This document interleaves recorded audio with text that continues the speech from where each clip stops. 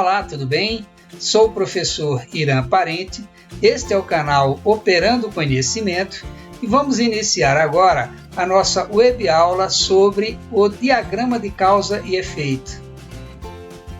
Segundo Selene Stadler, Kaoru Ishikawa consolidou seu conhecido diagrama de causa e efeito em 1953, permitindo estabelecer, após uma análise criteriosa, as causas que dão origem a um problema. Então, isso nos leva a uma primeira questão, importante para nosso entendimento. E os problemas são sempre consequências de causas pré-existentes. E se eu quero eliminar o problema é um efeito. Eu tenho de atuar sobre as causas, não sobre o efeito. Uma analogia que eu sempre faço é a pessoa que tem problema de azia. Então, ela sempre que tem azia, ela toma um antiácido. O antiácido dá um alívio imediato, mas, posteriormente, no mesmo dia ou em outro dia, ela volta a ter o problema de azia. Aí toma novamente o antiácido. Então, ao tomar o antiácido, ela atua sobre a consequência, que a azia é uma consequência. Consequentemente, ela não resolve o problema. Ela pode eliminá-lo instantaneamente, naquele momento, no curto prazo. Mas o problema ele vai voltar a ocorrer porque as causas continuam lá. Então, se eu quero eliminar um problema, um efeito, eu tenho de identificar e eliminar as causas. É para isso que serve o nosso diagrama de causa e efeito. No caso da azia, eu tenho de identificar, ir a um médico, para identificar se o problema é uma bactéria que está causando esse problema de azia, se é um determinado alimento ou bebida que gera esse efeito em você, e aí sim, eliminando essa causa, você nunca mais vai voltar a ter o problema de azia. A mesma coisa ocorre nos problemas nas organizações. Se eu quero eliminar os problemas, que eles não voltem a ocorrer, eu tenho de identificar as causas e atuar sobre essas causas. Esse é o objetivo do nosso diagrama de causa e efeito. Para Paradini, o diagrama de causa e efeito, também conhecido como diagrama de Ishikawa, que foi o técnico que desenvolveu essa ferramenta, ele é semelhante a uma espinha de peixe, sendo que o eixo principal representa um fluxo básico, e as espinhas caracterizam os elementos que confluem para esse fluxo fundamental. Nós podemos chamar o diagrama de causa e efeito, também de diagrama de Ishikawa, que foi quem desenvolveu a metodologia, mas também podemos chamar de diagrama de espinha de peixe. É só verificar a figura, a gente percebe o porquê desta analogia, o diagrama de espinha de peixe.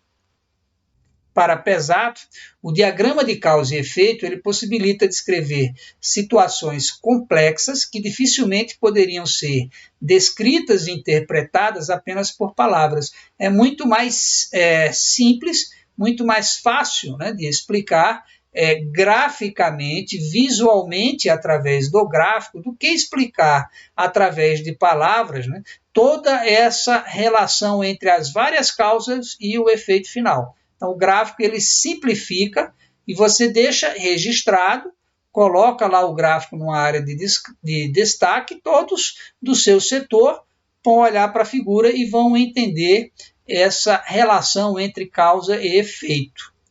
Pesato ainda chama também a atenção para as categorias ou as macrocausas, que são utilizadas nas espinhas principais e que podem ser desdobradas por outras causas. E aí entra no que alguns autores chamam de método dos 6 M's.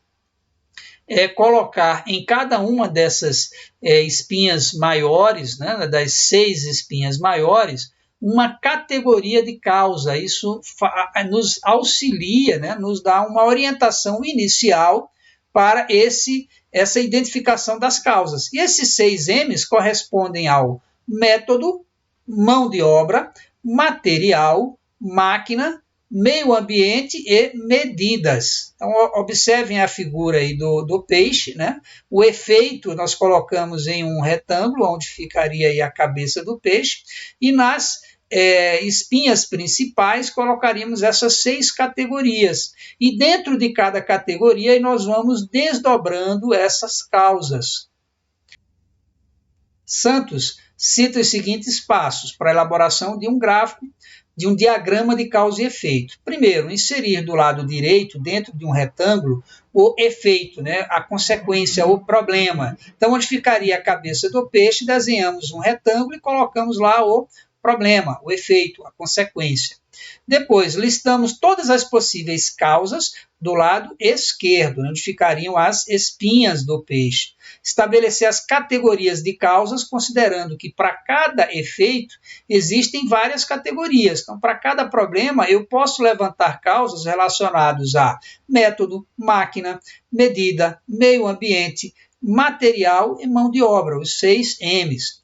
Agrupamos o resultado da pesquisa das causas nas categorias. Em cada categoria colocamos as causas. Então, por exemplo, em mão de obra, uma causa poderia ser, na análise de um determinado problema, poderia ser desmotivação, poderia ser treinamento. E para cada causa, né, para cada causa dessa, perguntar por que isso acontece. Então, tem lá, treinamento pode levar a mão de obra, né, a gerar, a ser causa de uma produção ruim, com peças defeituosas. Por que treinamento? Pode ser falta de treinamento, pode ser um treinamento inadequado. Santos destaca alguns pontos importantes. Primeiro, evitar listar somente os efeitos que estejam fora de ação da responsabilidade do grupo. Porque o passo seguinte à utilização do diagrama é atuar sobre as causas. Se eu só coloco causas que estão fora do raio de ação do grupo, o que eu vou fazer após a aplicação? Então, evitar listar somente causas fora da responsabilidade do grupo. Utilizá-lo somente para o levantamento de possíveis causas raízes, e não para listar problemas ou testar as teorias. A ferramenta é muito rica, né? Eu posso utilizá-la na sua integralidade. Não carregá-lo de expressões, utilizando o mínimo de palavras. Então, eu não devo escrever uma frase para cada causa. Então, em mão de obra, eu posso colocar uma possível causa, treinamento. E aí eu vou desdobrar. Pode ser o quê? Falta de treinamento. Pode ser treinamento inadequado, mas eu não vou escrever uma frase. É ser o máximo possível, objetivo e conciso. Certificar-se do consenso sobre a definição do problema. Isso tem que ser feito no início, né? Todos que vão participar da construção do diagrama têm de ter o mesmo entendimento. Temos que fazer o nivelamento, né, do entendimento do problema, da consequência, do efeito, entre todos os participantes. E ter certeza sobre a concordância entre causas e efeitos, o que torna a participação fundamental. Então, quanto mais pessoas participam, e pessoas que participam do processo onde o problema ocorre, né? Isso potencializa o resultado final da utilização da ferramenta. Marshall Júnior, ele cita também as seguintes etapas, né? Análise do assunto pelo grupo. Antes de iniciar a utilização da ferramenta, a gente já tinha visto a dica de ter esse nivelamento. Então, antes de começar a utilização o desenho, né, do gráfico propriamente dito, é nivelar, né, o assunto, e todos terem o mesmo entendimento de qual é o problema, né, para começar a analisar as causas, para que todos possam participar efetivamente. Então, a descrição correta, né, do efeito do problema, né, o nivelamento e a descrição naquele retângulo fica na parte direita, levantamento das possíveis causas e agrupamentos por categorias, e análise do diagrama elaborado e coleta de dados para determinar a frequência das diferentes causas. Se após identificar as causas eu quero atuar sobre essas causas, e eu tenho várias causas levantadas, né, eu preciso priorizar. Quais são as causas mais importantes, que se eu resolvê-las, eu vou eliminar o máximo de perdas possíveis, já trabalhamos com o gráfico de Pareto na videoaula passada. Então, se eu conseguir coletar dados, conseguir pegar causas que sejam mensuráveis, eu posso, por exemplo, utilizar novamente aqui o Pareto para priorizar essas causas. Se a análise das causas não pode ser feita através de coleta de dados, de mensuração, eu posso usar a matriz Guth para priorização. A matriz Guth a gente vai ver mais adiante. Carpinetti nos dá uma outra dica importante. Para desenhar, para construir este diagrama, quanto mais pessoas envolvidas no processo, melhor, mais completa vai ser a análise. Então, não adianta eu, que não trabalho naquele local, tenho um conhecimento mais superficial, querer construir o diagrama de causa e efeito. Isso tem de ser com a participação das pessoas que participam do processo. E as causas identificadas, elas devem ser mensuráveis. Novamente, a gente chama atenção para esse fato, para a gente poder priorizá-las no passo seguinte, que vai ser construir um plano de ação para eliminar as causas. Quais as causas eu vou atuar primeiro? Quais são as prioritárias? Então, quanto mais mensuráveis forem as causas, melhor para eu construir o plano de ação.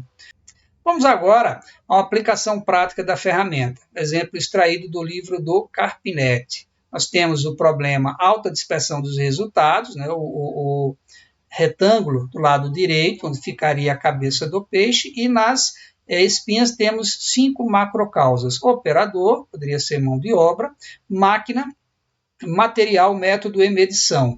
Com relação à máquina, manutenção, intervalo muito longo. Então, o intervalo longo entre as manutenções pode estar gerando o problema com a máquina. Ela, durante um tempo, funciona ok, de acordo, e depois, por não haver essa manutenção no intervalo menor, ela começa a gerar alta dispersão dos resultados. E também o ajuste, o método de ajustamento.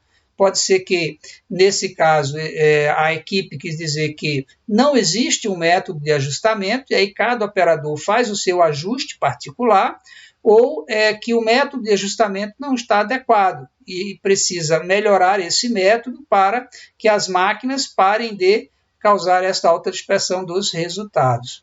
Com relação ao operador treinamento nas instruções de operação das máquinas, de operação do processo como um todo, e de ações preventivas. Ações preventivas é para evitar que ocorram problemas, como o caso do controle estatístico de processo, que vamos analisar num vídeo posterior desta playlist.